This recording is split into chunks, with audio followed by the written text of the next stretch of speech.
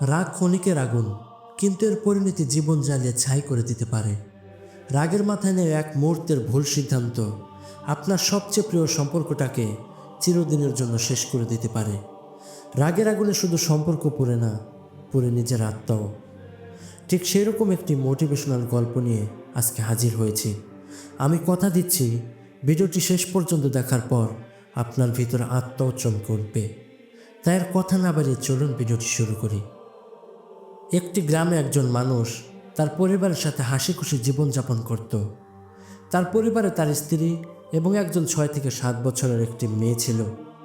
তো সেই মানুষটি তার মেয়ের জন্মদিনে নিজের পরিবারের জন্য একটি নতুন গাড়ি কিনেছিল।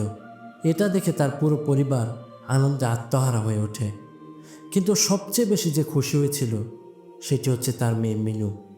এটা ভেবে যে তার বাবা তার জন্মদিনের খুশিতে নতুন গাড়ি কিনেছে পরিবারের জন্য। পরদিন সকালে যখন ওই মানুষটি ঘুম থেকে ওঠে, তো সে দেখতে পায় যে তার মেয়ে মিনু একটি ধারালো পাথর দিয়ে তাদের নতুন গাড়িতে কী যেন লিখতেছে। তার কারণে সেই গাড়িতে দাগ পড়ে যাচ্ছে। এটা দেখার সাথে সাথে লোকটির মাথায় রাগে আগুন হয়ে যায়।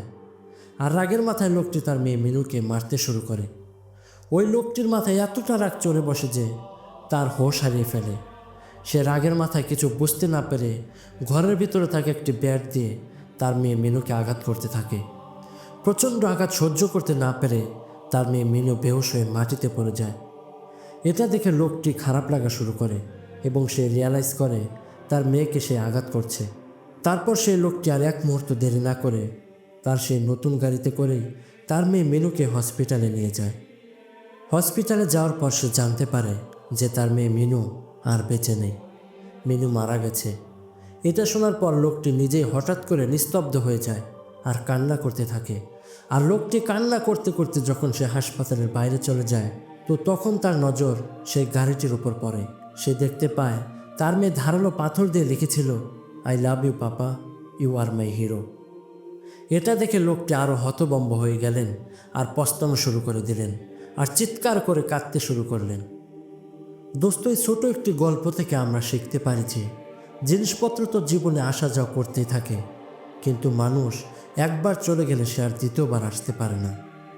তো আমাদের জিনিসপত্র নয়, মানুষের প্রতি ভালোবাসা থাকা দরকার।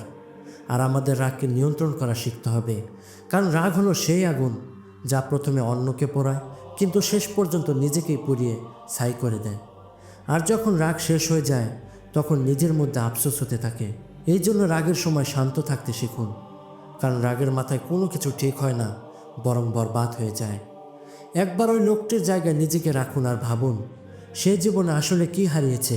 গাড়ির স্ক্র্যাচ তো কোনো না কোনোভাবে ঠিক করা যেত, কিন্তু রাগের মাথায় সে যেটা করেছে নিজের মেয়েকে মেরে ফেলেছে।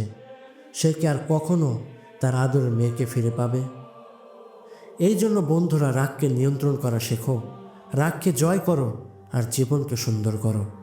ভিডিওটা ভালো লাগলে অবশ্যই ভিডিওতে একটা লাইক দিন, শেয়ার করুন আর চ্যানেলটি সাবস্ক্রাইব করুন। আর নিজেকে উন্নত করা শিখুন। ধন্যবাদ।